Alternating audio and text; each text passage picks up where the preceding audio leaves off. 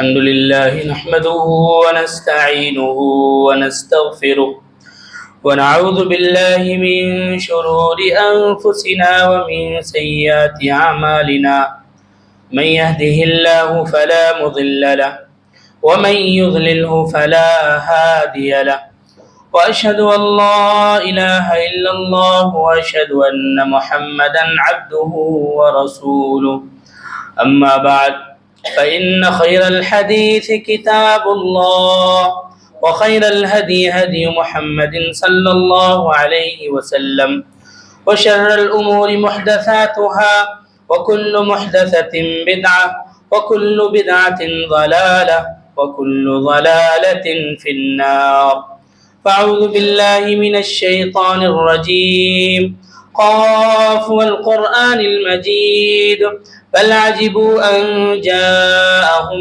منذر منهم فقال الكافرون هذا شيء عجيب أإذا متنا وكنا ترابا ذلك رجع بعيد قد علمنا ما تنقص الأرض منهم وعندنا كتاب حفيظ بل كذبوا بالحق لما جاءهم فهم في أمر مريج أفلم ينظروا إلى السماء فوقهم كيف بنيناها وزيناها وما لها من فروج والأرض مددناها وألقينا فيها رواسي وأنبتنا فيها من كل زوج بهيج تبصرة وذكرى لكل عبد منيب ونزلنا من السماء ماء مباركا فأنبتنا به جنات وحب الحصيد والنخل باسقات لها طلع نضيد رزقا للعباد وأحيينا به بلدة ميتا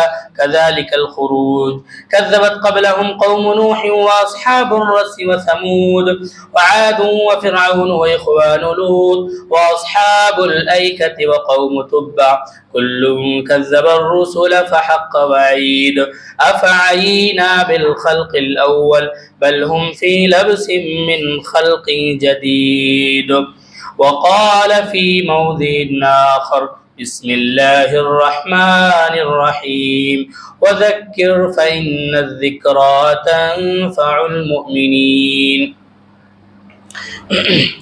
تمام قسم کی تعریف و توصیف حمد و ثنا کبریائی و بڑائی اس اللہ رب العالمین کے لیے ہے جس نے ہم تمام لوگوں کو پیدا کیا، مومن بنایا، مسلمان بنایا، موحد بنایا، اشرف المخلوقات کے لقب سے ملقب کیا۔ درود و سلام نازل ہو تمام انبیاء علیہ السلام پر، بالخصوص بے حد و حساب تاجدار مدینہ احمد مجتبیٰ محمد عربی صلی اللہ علیہ وسلم پر، ان کی آل پر، ان کی ازواج پر۔ حاضرین جمعہ، پردہ نشین میری ماں اور بہنوں، یہ شعبان المعظم کا مہینہ چل رہا ہے۔ شعبان یہ مہینہ یقیناً بہت ہی معظم مہینہ ہے، تعظیم کے لائق مہینہ ہے، اس لیے کہ اس کی کچھ فضیلتیں وارد ہوئی ہیں۔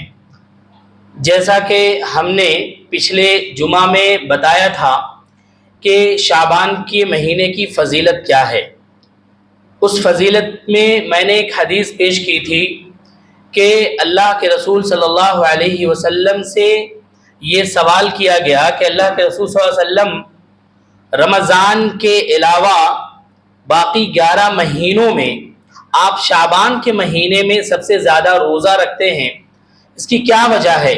کیوں آپ سب سے زیادہ روزہ رکھتے ہیں اس مہینے میں؟ تو آپ صلی اللہ علیہ وسلم نے فرمایا کہ لوگ رجب اور رمضان کے درمیان والی جو مہینہ یعنی شعبان کا مہینہ ہے، لوگ روزہ رکھنا چھوڑ دیتے ہیں، لوگ سستی اور غفلت کے شکار ہو جاتے ہیں، اس لیے میں زیادہ روزہ اس مہینے میں رکھتا ہوں۔ اور دوسری بات انہوں نے یہ بیان فرمائی کہ میں اس لیے بھی اس مہینے میں روزہ رکھتا ہوں کیونکہ اس پورے مہینے میں اللہ رب العالمین نیک لوگوں کے اعمال کو فرشتوں کے ذریعے سے اپنے پاس لاتا ہے، یعنی لوگوں کے نیک اعمال اللہ رب العالمین کے سامنے پیش کیے جاتے ہیں، اس لیے میں اس مہینے میں روزہ رکھتا ہوں۔ تو گویا کہ یہ جو روزہ رکھنے کا جو عمل ہے آپ صلی اللہ علیہ وسلم پورے مہینے میں رکھتے تھے، اور یہ جو ہے کہ ہمارے نیک اعمال اللہ رب العالمین کے سامنے پیش کیے جاتے ہیں، یہ کسی ایک دن سے خاص نہیں ہے، بلکہ ہمارے اعمال اللہ رب العالمین کے یہاں اس پورے مہینے میں پیش کیے جاتے ہیں۔ یہ صرف اور صرف کسی ایک رات یا ایک دن کے لیے خاص نہیں ہے، جیسا کہ لوگوں کے ذہنوں میں یہ بات بیٹھ گئی ہے کہ شب برات یعنی 15ویں رات کو ہی ہمارے نیک اعمال پیش کیے جاتے ہیں، بلکہ یہ جو اعمال پیش کرنے کا جو سلسلہ ہے، اس پورے شعبان کے مہینے میں ہمارے اعمال اللہ کے سامنے جاتے ہیں۔ اسی لیے ہمیں زیادہ سے زیادہ روزہ رکھنا چاہیے۔ اب بہت سارے لوگ کل بھی روزہ تھے اور آج بھی روزہ ہیں، انہوں نے خاص کیا اس چیز کو روزہ رکھنے کے لیے، تو یہ خاص کرنا، جیسا کہ ہم نے ایک حدیث بیان کیا تھا کہ تم لوگ روزہ رکھنے کے لیے کسی دن کو خاص نہ کرو، یعنی جمعہ کے دن کو خاص نہ کرو، یا عبادت کے لیے جمعہ کی رات کو خاص نہ کرو۔ تو گویا کہ ہمیں عبادت کے لیے کسی دن کو یا کسی رات کو خاص کرنا نہیں ہے۔ جب جمعہ کے دن کو یا جمعہ کی رات کو اللہ کے رسول صلی اللہ علیہ وسلم نے عبادت کے لیے خاص نہیں کیا، تو پھر کسی مہینے کے کسی ایک دن کو یا ہفتے میں کسی ایک رات کو خاص بالکل بھی نہیں کر سکتے۔ اسی لیے جو لوگ بھی خاص طور سے کل روزہ تھے، وہ روزہ ان کے لیے جائز نہیں تھا، وہ غلط ہے۔ جو لوگ آج روزہ ہیں صرف یہ سمجھ کے کہ آج 15 شعبان ہے، اس کی کوئی دلیل نہیں ہے، نہ ہمیں اللہ کے رسول صلی اللہ علیہ وسلم سے کوئی بات اس طرح کی آتی ہے، اور نہ کسی صحابی کے عمل سے یہ بات آتی ہے کہ آپ 15ویں شعبان کو روزہ رکھے ہوں۔ تو گویا کہ روزہ ہمیں رکھنا ہے پورے مہینے میں، آج ہی کیوں، ایک دن کے بعد رکھ دے، 18 تاریخ کو، 20 تاریخ کو، 21 تاریخ کو رکھتے، یا اور پہلے دنوں سے آپ رکھتے ہوئے آئیے، تو یہ فضیلت والی چیز ہے، کیونکہ اللہ کے رسول سے یہ عمل ثابت ہے۔ تو آج کے دن کا روزہ خاص کرنا یہ غلط ہے۔ ابھی آنے والے 15 دن ہیں ہمارے پاس، 14 دن ہیں، ہمیں کوشش کرنا ہے کہ ہم آپ صلی اللہ علیہ وسلم کی اس سنت کو زندہ کریں کہ آپ اس مہینے میں زیادہ روزہ رکھتے تھے دیگر مہینوں کے مقابلے میں، تو ہمیں بھی روزہ رکھنا ہے۔ آنے والے 14-15 دنوں میں ہم جتنا زیادہ روزہ رکھ سکتے ہیں ہمیں رہنا چاہیے۔ ایک چیز تو یہ بھی ہے کہ اگلے مہینے یعنی رمضان المبارک کا 30 روزہ، پورے مہینے کا روزہ ہمارے اوپر فرض ہے، تو شعبان میں روزہ رکھنے سے کیا ہے، ایک طرح سے پریکٹس بھی ہوگی، اور وہ چیز آپ کے جسم کا جو حصہ ہے وہ اپنی جگہ پہ ہو، اور آپ کو مکمل ذہنی طور پر اور جسمانی طور پر آپ کو تیار بھی ہونا ہے اس فرض روزہ کے لیے۔ اس لیے بھی ہمیں اس مہینے میں روزہ رکھنا چاہیے۔ اس کے بعد ہم نے بتایا تھا کہ بہت ساری بدعات اور خرافات ہیں اس مہینے کے، اور خاص طور سے 15ویں رات جو کہ گزر گئی، ہم نے اس کے تعلق سے بھی بیان کیا تھا۔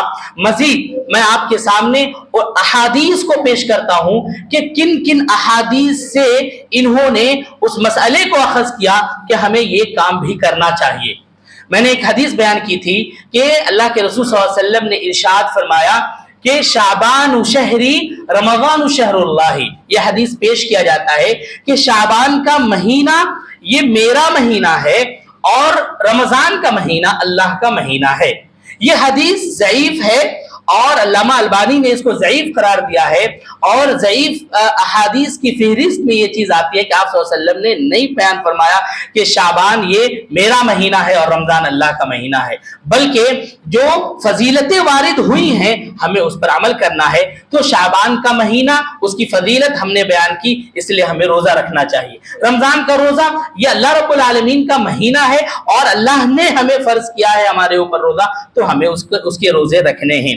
اسی طریقے سے اور دوسری ایک ایسی حدیث جس سے انہوں نے اخذ کیا ہے کہ ہمیں قبرستان میں جانا چاہیے، خاص طور سے 15ویں شعبان کی رات کو۔ ہم نے حدیث پیش کیا تھا، سیدہ عائشہ رضی اللہ تعالی عنہا بیان کرتی ہیں کہ اللہ کے رسول صلی اللہ علیہ وسلم نے اللہ کے رسول صلی اللہ علیہ وسلم ہمارے گھر تشریف لائے، اور آپ صلی اللہ علیہ وسلم سو رہے تھے. جب آپ صلی اللہ علیہ وسلم کو یہ لگا کہ حضرت عائشہ بھی سو گئی ہیں تو پھر آپ صلی اللہ علیہ وسلم گھر سے اٹھے اور سیدھا باہر چلے گئے. حضرت عائشہ بھی پیچھے پیچھے جاتی ہیں تو دیکھتی ہیں کہ آپ صلی اللہ علیہ وسلم بقیع قبرستان میں ہیں. اور آپ صلی اللہ علیہ وسلم کو آپ صلی اللہ علیہ وسلم کی نگاہ جب حضرت عائشہ پہ پڑتی ہے تو آپ صلی اللہ علیہ وسلم کہتے ہیں کہ کیا تمہیں اس بات کا خوف تھا کہ اللہ اور اللہ کے رسول تم پر ظلم کریں گے؟ تم پیچھے پیچھے آ گئی. حضرت عائشہ کہتی نہیں، مجھے یہ خدشہ تھا کہ کہیں آپ دوسری بیوی کے گھر تو نہیں چلے گئے. پھر آپ صلی اللہ علیہ وسلم نے جو وہاں پر بیان فرمایا کہ آج 15ویں شعبان ہے، اللہ رب العالمین رحمت کی نگاہ سے آج کی رات دیکھتا ہے اور ہر مشرک اور ہر کینہ کپٹ رکھنے والے لوگوں کے علاوہ سب کو معاف کر دیتا ہے. یہ جو ٹکڑا اس حدیث میں ملایا گیا ہے کہ آج ہی کی رات اللہ رب العالمین آسمان دنیا پہ آتا ہے اور ہر مشرک اور ہر کینہ کپٹ رکھنے والے لوگوں کو معاف کر دیتا ہے. اس سے یہ استدلال کرتے ہیں کہ 15ویں شعبان کی رات کو آپ صلی اللہ علیہ وسلم بقیع قبرستان میں گئے تھے اور انہوں نے دعا کی تھی، اس لیے ہمیں بھی 15ویں شعبان کو جانا چاہیے. جبکہ یہ حدیث صحیح مسلم کی حدیث ہے اور یہ صحیح حدیث ہے جو کہ آپ صلی اللہ علیہ وسلم بقیع قبرستان گئے تھے، لیکن یہ مینشن نہیں ہے حدیث میں کہ آپ صلی اللہ علیہ وسلم 15ویں شعبان کو بقیع قبرستان میں گئے تھے. صحیح مسلم کی روایت ہے، جو صحیح حدیث ہے وہ یہ کہ حضرت عائشہ رضی اللہ تعالی عنہا کہتی ہیں کہ نبی کریم صلی اللہ علیہ وسلم ہمارے گھر میں آئے. آپ صلی اللہ علیہ وسلم ایک چادر اوڑھے ہوئے تھے. آپ صلی اللہ علیہ وسلم گھر میں آئے، اپنی جوتی کو نکالا، چادر بچھایا اور سو گئے. پھر حضرت عائشہ بھی سو گئی. حضرت عائشہ کہتی ہیں کہ جب آپ صلی اللہ علیہ وسلم کو یہ لگا کہ میں سو گئی تو دھیرے سے اٹھے اور خاموشی سے باہر چلے گئے. حضرت عائشہ پیچھے پیچھے جاتی ہیں تو دیکھتی ہیں کہ آپ صلی اللہ علیہ وسلم بقیع قبرستان میں ہے اور 3 مرتبہ آپ صلی اللہ علیہ وسلم نے دعا کے لیے اپنے ہاتھ کو اٹھایا. اس کے بعد آپ صلی اللہ علیہ وسلم وہاں سے واپس گھر کے لیے پلٹے. حضرت عائشہ کہتی ہیں کہ آپ صلی اللہ علیہ وسلم تیز تیز چلتے، میں بھی تیز تیز چلتی. آپ صلی اللہ علیہ وسلم کبھی دھیرے چلتے، میں بھی چلتی، یہاں تک کہ گھر میں پہلے میں پہنچ گئی. اور آپ صلی اللہ علیہ وسلم جب تشریف لائے تو آپ صلی اللہ علیہ وسلم نے کہا عائشہ تمہیں کیا ہوا ہے؟ تمہاری سانسیں پھول رہی ہیں. تو حضرت عائشہ نے کہا نہیں کچھ نہیں ہوا.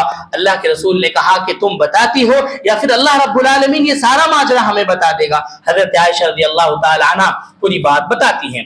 اس پر آپ صلی اللہ علیہ وسلم نے جو کہا، جو کہ صحیح مسلم کے اندر ہے، آپ صلی اللہ علیہ وسلم نے کہا کہ جبرائیل علیہ الصلوۃ والسلام ہمارے پاس آئے تھے اور خاموشی سے انہوں نے اشارہ کیا، میں اٹھا اور اس اشارے سے یہ تھا کہ آپ بقیع قبرستان میں جائیں اور جو لوگ گزر گئے ہیں ان کے لیے یعنی اہل بقیع کے لیے دعا کریں. تو آپ صلی اللہ علیہ وسلم گئے اور آپ صلی اللہ علیہ وسلم نے دعا کی.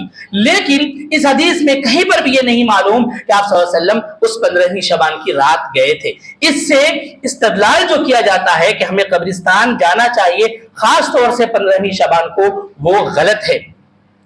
اس کے بعد آپ صلی اللہ علیہ وسلم سے حضرت عائشہ کہتی ہیں کہ ہمیں اہل بقیع کے لیے یعنی اگر قبرستان میں کوئی جائے تو ہمیں کیا دعا پڑھنا چاہیے. تو وہ دعا بھی آپ صلی اللہ علیہ وسلم نے سکھلایا.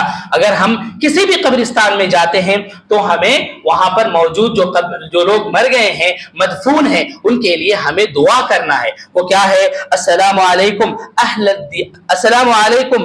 الدیار من المؤمنین والمسلمین ویرحم اللہ المستقدمین منا والمستاخرین وانا انشاء اللہ بکم للاحقون.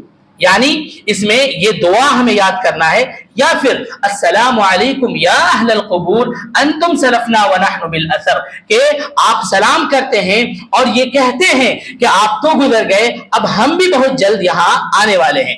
تو قبرستان میں خاص کر کے 15ویں شعبان کو جانا رات میں یہ درست نہیں ہے. ہاں البتہ حکم ہے ہم لوگوں کو، مردوں کو خاص طور پہ، عورتوں کے لیے قبرستان میں جانا جائز نہیں ہے. مردوں کو حکم ہے کہ وہ قبرستان جائیں عام دنوں میں بھی جائیں۔ مقصد کیا ہے قبرستان جانے کا؟ مقصد یہ ہے کہ آپ جائیں، وہاں جا کر کے موت کو یاد کریں کہ ہمارے بھائی جو آج قبر میں ہیں ہم بھی آنے والے ہیں یہاں پر۔ جب ایک انسان قبرستان میں جاتا ہے، اپنی موت کو یاد کرتا ہے، تو اس کے ایمان میں زیادتی ہوتی ہے، ایمان بڑھتا ہے، اور پھر اس کے ذہن میں وہ ساری باتیں آتی ہیں کہ یہ دنیا کی چیزیں فانی ہے، آج نہ کل ہمیں اسی قبر میں آنا ہے اور ہمیں چلے جانا ہے یہاں پر۔ تو قبرستان جانا ہے اپنی موت کو یاد کرنے کے لیے، اور وہاں پر جا کر کے اپنے بھائیوں کے لیے دعائے مغفرت بھی کرنی ہے۔ تو وہاں قبرستان جانے کے آداب میں یہ بھی ہے کہ اگر آپ قبرستان جاتے ہیں تو دعائے مغفرت کریں، لیکن ہمیں ہاتھ نہیں اٹھانا ہے، وہاں پر ہاتھ اٹھا کر کے قبرستان میں دعا نہیں کرنا ہے۔ وہاں جانا ہے، موت کو یاد کرنا ہے، اور اہل قبر کے بارے میں مغفرت کی دعا کرنا ہے، دل میں دعا کرنا ہے۔ کیوں؟ اس لیے کہ اسلام شکوک و شبہات کی جگہ سے بھی ہمیں منع کرتا ہے۔ اگر آپ ہاتھ اٹھا کر کے قبر کے پاس اگر دعا کر رہے ہیں تو کوئی دیکھنے والا یہ سمجھ سکتا ہے کہ یہ قبر والے سے مانگ رہا ہے، اسی لیے ہمیں علماء نے یہ حکم دیا ہے کہ قبرستان جائیں تو ہاتھ اٹھا کر دعا نہ کریں، بلکہ ہاتھ نیچی ہو اور آپ کی نگاہ آسمان کی طرف ہو، اور اس کے بارے میں، اہل قبر کے بارے میں آپ اللہ رب العالمین سے دعا کریں۔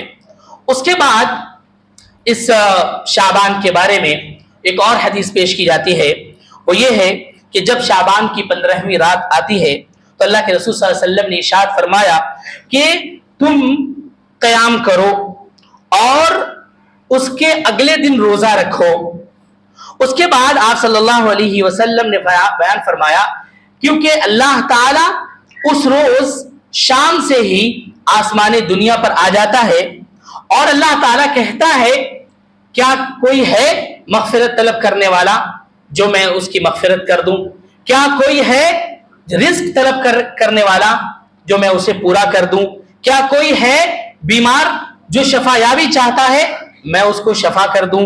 اور اس کے بعد اس طریقے سے اللہ تعالیٰ آواز لگاتا ہے یہاں تک کہ فجر کا وقت ہو جاتا ہے۔ یہ حدیث بیان کی جاتی ہے کہ اللہ تعالیٰ 15ویں شعبان کی رات کو آتا ہے اور پکارتا ہے، جبکہ یہ حدیث من گھڑت ہے، اس کی کوئی سند مضبوط نہیں ہے، اور یہ حدیث سراسر غلط ہے کہ اللہ رب العالمین آتا ہے آسمان دنیا پہ 15ویں شعبان کو اور پھر پکارتا ہے۔ یہ حدیث صحیح بخاری کے اندر صحیح سند کے ساتھ موجود ہے، جس سے استدلال یہ لوگ کچھ اور کرتے ہیں، جبکہ صحیح حدیث بھی موجود ہے۔ یہ حدیث کس طریقے سے ہے کہ اللہ تعالی ہر دن ینزل ربنا اللہ تعالی الى سماء الدنیا، کہ اللہ تعالی ہر رات آسمان دنیا پر آتا ہے اور پکار کر کے کہتا ہے میرا کوئی بندہ جو مجھ سے مغفرت طلب کرے میں اس کو معاف کروں گا، ہے میرا کوئی بندہ جو مجھ سے کچھ طلب کرے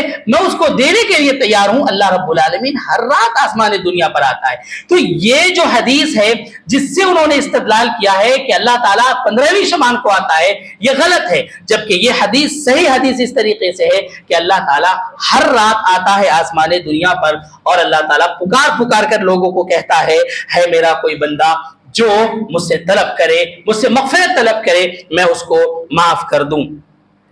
تو یہ حدیث، اس حدیث کے پیش نظر ہمیں کوشش کرنا چاہیے کہ ہم ہر رات جگیں، ہر رات نہیں تو ہمیں اس حدیث پر عمل کرنا ہے۔ آپ رات میں اٹھیں، کون انسان ہے جو پریشان حال نہیں ہے، کسے پریشانی نہیں ہے اور کسے مغفرت طلب نہیں کرنا ہے، کون ہے جو جس سے گناہ نہیں ہو رہا اور کون ہے جس کے پاس پریشانیاں نہیں ہے۔ تو اللہ تعالیٰ اپنے بندوں کو کہتا ہے کہ آخری پہر میں جب فجر سے 1 گھنٹہ پہلے کے قریب وہ وقت ہوتا ہے، اس وقت میں اللہ تعالیٰ آسمان دنیا پر آتا ہے، آخری آسمان پر آ کر کے دنیا میں جھانک کر کے کہتا ہے کہ ہے میرا کوئی بندہ جو مجھ سے مغفرت طلب کرے میں اس کو معاف کر دوں۔ جب اللہ تعالیٰ خود اسی کام کے لیے آتا ہے، مغفرت کے لیے، تو اگر ایک بندہ اٹھ کر کے اللہ تعالیٰ کے سامنے آئے، 2 رکعت نماز پڑھے، اس کے بعد ہاتھ اٹھا کر نگاہوں کو آسمان आसमान की तरफ करे और अल्लाह ताला से माफी मांगे,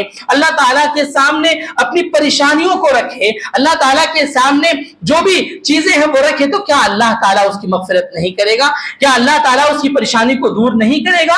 तो ये हदीस हमारे लिए हर रात के लिए है, इसीलिए हमें हर रात में उठना चाहिए, कोशिश करना चाहिए तहज्जुद के वक्त उठें और अल्लाह रब्बुल आलमीन से दुआ करें। इसी तरीके से एक और हदीस 15वीं शाबान के बारे में है, हजरत अली रज़ी अल्लाह ताला अन्हु की वो हदीस जिसमें यह जिक्र किया गया है कि नबी करीम सल्लल्लाहु अलैहि वसल्लम शाबान की 15वीं रात में 14 रकात नमाज पढ़ते थे, उसके बाद कुछ सूरतों की तिलावत करे, उसके बाद आप सल्लल्लाहु अलैहि वसल्लम ने फरमाया कि जो शख्स इस तरीके से करे जैसा कि मैंने किया, यानी जो शख्स ये नफिल नमाज पढ़े जैसा कि मैंने पढ़ा, तो फिर उसे क्या मिलेगा? उसे 20 मकबूल हज का सवाब मिलेगा। यह भी बयान किया जाता है, जबकि बिल्कुल वाज़ेह तौर पर है कि एक जिसके बारे में कोई सबूत नहीं, जिसके बारे में बस यूं ही हदीस आई और हम उसे बयान कर देते हैं, लोग उसे कबूल भी कर लेते हैं, जबकि ये हदीस सरासर गलत है कि आप सल्लल्लाहु अलैहि वसल्लम ने ये बयान फरमाया कि जो शख्स 14 रकात पढ़ेगा और वो इस तरीके से पढ़ेगा जैसा कि मैंने पढ़ा, तो उसे 20 मकबूल हज्जों का सवाब मिलेगा। सरासर इंतहाई गलत हदीस है, मनगढ़ंत और मौजू हदीस है, इसका कोई ताल्लुक नहीं है। इसीलिए जो अभी गुज़श्ता रात गुजरा उसके अंदर लोगों ने नमाज पढ़े, इशा के बाद जमात के साथ लोग नमाज पढ़ते हैं और इस तरीके से ये खुराफात बिदआत जो जन्म लिया ये हमारे दरमियान है। लोग नमाज पढ़ते, लोग रात भर जगे हैं, उसके बाद आज के दिन रोजा भी है लोग, खासकर आज 15वीं शबान को। मेरे भाइयों, इसका ताल्लुक हदीस से नहीं है, और जिसका ताल्लुक हदीस से ना हो, सहाबा किराम के अमल से ना हो, वो बिदअत है। और आपको मालूम होना चाहिए कुल्लु बिदअतिन ज़लाला व कुल्लु ज़लालतिन फिन्नार, हर बिदअत गुमराही है और वो गुमराही इंसान को जहन्नम की तरफ लेकर के चली जाती है।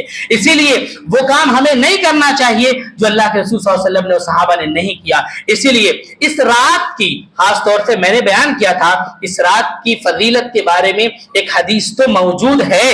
वो क्या है कि अल्लाह रब्बुल आलमीन इस रात पूरे दुनिया वालों पर रहमत की निगाह से देखता है और मुशरिक के अलावा, कीना कपट रखने वाले लोगों के अलावा सारे लोगों को माफ कर देता है। यह सही हदीस से साबित है। हमें क्या करना चाहिए इस हदीस के पेश नजर? हमें देखना यह है कि यह फजीलत वाली हदीस आने के बाद अल्लाह के रसूल ने क्या अमल किया, सहाबे किराम ने इस हदीस के पेश नजर आ जाने के बाद क्या अमल किया, हमें वो देखना है। अल्लाह के रसूल सल्लल्लाहु अलैहि वसल्लम से कोई इस तरह की अमल नहीं आती कि आप सल्लल्लाहु अलैहि वसल्लम इस हदीस के पेश नजर आप सल्लल्लाहु अलैहि वसल्लम 15वीं शबान की रात को इबादत करे हों। इज्तिमाई तौर पर आज देखते आप मसाजिद में लाइटें लगाई जाती हैं, इज्तिमाई तकरीर और खिताब होता है, लोग वहां मौजूद होते हैं, ये 14 रकात नमाज के नाम पर नवाफिल पढ़ते हैं, बैठ करके इज्तिमाई तौर पर दुआएं करते हैं। इसका ताल्लुक नहीं है हदीस से, इसका ताल्लुक सहाबे किराम के अमल से नहीं है। आपको तलाश करना है। आप नहीं जानेंगे इस चीज को तो फिर अमल कैसा करेंगे? सिर्फ सुन लेते। आपको अपने इमामों के पास, उलमा के पास आकर के पूछना है, तहकीक करना है। अब ये चीज हमने बयान किया था, बहुत सारे लोग रात में जगे थे, बहुत सारे लोगों ने रात में इन बिदअत को अंजाम दिया। आप अल्लाह रब्बुल आलमीन से तौबा करें, इसलिए कि इसका ताल्लुक नहीं है हदीस से, इसका ताल्लुक सहाबे किराम के अमल से नहीं है। गोया के आपसे ये जो काम हुआ ये गलत हुआ है, आप कहीं ना कहीं गुनाहों में मुलव्विस हुए हैं। इसलिए आपको अल्लाह रब्बुल आलमीन से तौबा करना चाहिए, अल्लाह रब्बुल आलमीन से माफी मांगना चाहिए और आप अल्लाह से ये दुआ करें कि अल्लाह ताला सही इस्लामी तालीमात की हमें तौफीक दे और सही चीज पर आप अमल करें। उसके बाद ये एक हदीस आती है कि जो शख्स इसमें सलातुल अल्फिया, कि जो शख्स इस रात में 100 रकात पढ़ेगा तो अल्लाह ताला उसकी बख्शिश कर देंगे, अल्लाह ताला उसके अगले गुनाहों को, 1 साल के गुनाहों को माफ कर देंगे, उसके किस्मत में जो गलत चीजें लिखी हुई हैं अल्लाह ताला उसको बदल देंगे जो 100 रकात पढ़ेगा सलातुल अल्फिया के नाम से।